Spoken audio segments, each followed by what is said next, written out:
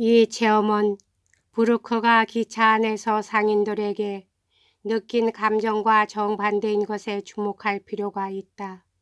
활발한 통찰 대신의 이 철저한 무감동과 혐오야말로 같은 동전의 이면이라 할 수 있는 것이다. 피처 제럴드는 루퍼트 브루크적인 낭만주의에서 실패와 붕괴를 일삼는 체홉적인 경향으로 전락하였다. 그 자신은 깨닫지 못한 듯하지만 다정한 밤이 인기가 없는 이유도 이 점에 있었음은 물론이었으며, 그가 만약 최후의 소설을 완성하였던들 역시 이 점으로 인기를 끌지 못했을 것은 명백한 일이다. 최후의 작품은 예민한 관찰에 가득 차 있으나 그 구성에 있어 엉망이었다. 그때까지 피처 제럴드는 말하자면 실패의 철학을 이룩하였던 것이다. 자기의 초기의 인생을 회고하여 그는 다음과 같이 말한다. 인생이란 조금이라도 훌륭한 인간이라면 그것을 지배할 수 있는 그 무엇인 것이다. 라고 나는 믿었다. 인생은 지혜와 노력에 대해 손쉽게 넘어갔다. 10년 전의 인생은 대체로 개인적인 문제였다. 노력의 허무함이라는 의식과 투쟁해야만 한다는 의식, 실패가 필연적이라는 확신과 그럼에도 불구하고 성공하려는 결의, 이 두 가지를 안배하여야만 하는 것이다. 그것은 죽기 4년 전에 쓰여졌다. 차츰 그는 자제를 이룬 것이다. 1920년의 젊은 베스트셀러 작가, 당시 뉴욕의 모지는 피처 제럴드, 낙원의 이편으로 경관을 때려 눕히다 라는 표제를 내어 그렸다 에서부터 1936년의 이 기진한 패잔의 알코올 중독자에 이르기까지의 길은 길었다. 그의 결혼은 파탄이었다. 그것은 처의 기질, 성공한 작가의 처라는 지위에 만족하지 않고 자기도 성공하여 관심의 관역이 되고자 하는 그녀의 욕구가 원인이었다. 그의 수입은 지난날 성공시의 3분의 1도 못 되었다. 그는 자기가 상업적인 성공에 몸을 판 것이라고 느끼고는 신경질이 되어 화를 내기가 일쑤이고 우울할 때가 많았다. 20년대의 그 열광과 활력은 티끌만큼도 남아있지 않았다. 바스라브 니진스키와 같이 눈이 닿는 모든 것에 비참과 비극을 바라보게 된 것이다.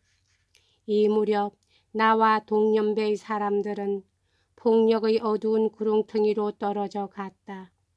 클라스메이터 한 사람은 롱아일랜드에서 저를 죽이고는 자살을 했고, 또 한 친구는 필라델피아의 고층 건물에서 뜻 아닌 추락사를 했고, 또 한 친구는 뉴욕의 빌딩에서 몸을 던져 자살을 했다. 시카고의 밀매 주장에서 구타당해 빈사의 몸을 프린스톤 클럽까지 끌고 와서 숨을 거둔 자, 감지당하던 정신병원에서 광인의 도끼로 머리가 박살이 된 자도 있었다. 이러한 참극은 내가 가서 바라본 것이 아니다. 모두 다 내 친구이었다. 그의 필치는 과거 어느 때보다도 날카로워졌으며 그것을 그 자신도 알고 있었다. 해밍웨이는 다정한 밤에 대해 그에게 보낸 글에서 당신이 자신을 훌륭하다고 생각하던 시기보다 지금이 몇 배나 더 훌륭합니다. 라고 말하였다. 어느 때 한 젊은 작가가 낙원의 이 편을 칭찬하는 데에 화가 난 그는 두 번 다시 그 책 얘기를 하면 때려 눕혀 버리겠다 고 했다는 것이다. 아직도 그는 1년에 10,000불을 벌고 있었지만 20년대의 벌이를 생각하면 빈 궁을 통감치 않을 수 없었다. 세계는 동하의 나라의 궁전에 들어가는 열쇠를 나에게 약속하였는데도 나는 한 줌의 잿밖에 쥐고 있지 않은 늙은 노예와 같다고 마치 악셀과 같이 생각하고 있었다. 즐거움은 사라졌다. 젤다도 사라졌다. 이자도라 등캔이 스코트와 자고 싶다고 하자 질투한 나머지 급경한 계단에 몸을 던진 젤다. 스코트의 청춘과 성공의 상징이던 젤다는 사라진 것이다. 피처 제럴드는 헐리우드에 표착하여 이류 영화에 관계되는 일을 잠시 하였다. 작가 바트 슐버그는 그가 항상 숭배하던 피처 제럴드를 헐리우드에서 만나 피처 제럴드가 완전히 묵살되어 졸렬한 각본을 다루고 있는 것을 본 놀라움을 쓰고 있다. 슐버그는 또한 자작의 소설 환멸한 사람에서 피처 제럴드로 하여금 최후의 연속적 통음을 하게 한 내력을 소설화하여 그렸다. 당시 피처 제럴드는 헐리우드를 취급한 그의 마지막 소설 최후의 거인을 완성하기 위해 수주간이나 금주를 하고 있었다. 그러나 이 마지막 엄주의 결과 그는 심장마비를 일으켜 1940년 12월 헐리우드에서 죽은 것이다. 그때 그의 작품은 하나도 인쇄되지 않았었으며 유언에 따라 메릴랜드 주 록빌에 몰래 매장되었다. 어느 때나 다름없이 그의 작품에 대한 비판가의 의견은 그의 사후에 높아졌다. 미완의 소설 최후의 거인의 출판을 계기로 그에 대한 평가가 일제히 높아져 미국 최대 작가의 한 사람이라 선언된 것이었다.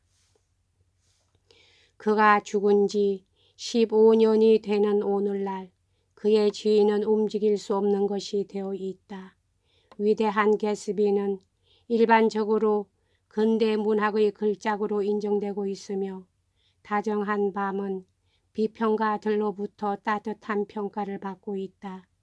그의 작품의 대부분은 덤핑판으로 구독할 수 있으며 미전어 교수가 쓴 그의 전기 낙원의 2편은 이 책을 나는 많이 이용하였다. 공평하며 그에 관한 모든 것을 남김없이 묘파하고 있어 이보다 더한 권위서는 앞으로도 없을 것으로 보인다. 피처 제럴드의 일생을 고찰함으로써 우리는 본서에서 취급한 문제의 핵심에 부딪히게 된다. 그는 근대 문명의 한 가지 소산이며 그 완전한 전형이다. 그의 인생은 엉망이었다. 그러나 물질적 기준에서 보면 그는 성공인이었다. 문학자로서 성공하는 것은 로맨틱한 것 같이 보였다. 물론 영화배우같이 유명해질 수야 없겠지만 그보다 명성이 한결 오래 지속될 것은 틀림없다. 정치적인, 종교적인 굳건한 신념을 갖는 인간들의 그 강한 힘에 미칠 수는 없겠지만 독립심은 그보다 훨씬 강한 것이 틀림없을 것이다. 그러나 신념을 갖지 못하던 그는 파멸해버렸다. 문학적 성공은 로맨틱하다. 적어도 일반인에겐 언제나 그렇게 보이는 것이며 작가 중에서도 무엇보다도 대중을 바라는 것을 부정할 작가는 없을 것이다. 그러나 피처 제럴드는 성공에 대한 준비가 되어 있지 않았다. 자기의 경험을 충분히 제어할 수 없었던 것이다. 그는 인생이란 훌륭한 인물이면 능히 그것을 지배할 수 있는 그 무엇임을 부정한 것이며 이 지배할 수 없었다는 것이야말로 해밍웨이가 킬리만자로의 눈에서 지적한 점인 것이다. 여기까지 하겠습니다.